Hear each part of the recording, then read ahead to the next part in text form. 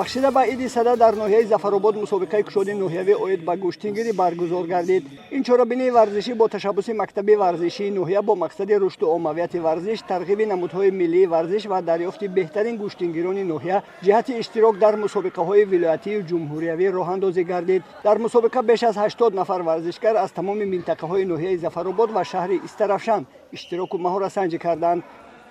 маврид ба зикр аст ки намуди гӯштингирӣ ки яке аз намудҳои миллии варзиш мебошад, соласол дар тамоми минтақаҳои кишвар рушд ёфта истодааст. бо ташаббуси ҳукумати ҷумҳурии Тоҷикистон гӯштингирӣ ҷаҳонӣ гардид ва имрӯз дар тамоми кишварҳо аз рӯи ин намуди варзиш мусобиқаҳо баргузор карда мешаванд, ки ин боиси ифтихори мо тоҷикон мебошад.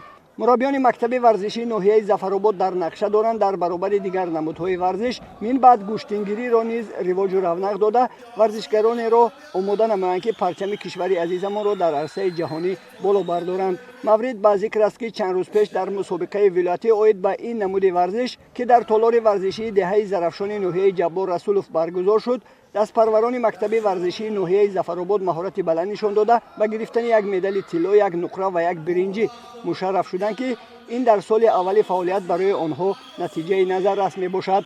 ногуфта намонад, ки варзишгарони ноҳияи Зафаробод, ки айни замон дар намуди гӯштингирӣ тамрин мекунанд, аз ин пеш дар намуди гӯштини камарбандӣ маҳоратсанҷӣ мекарданд.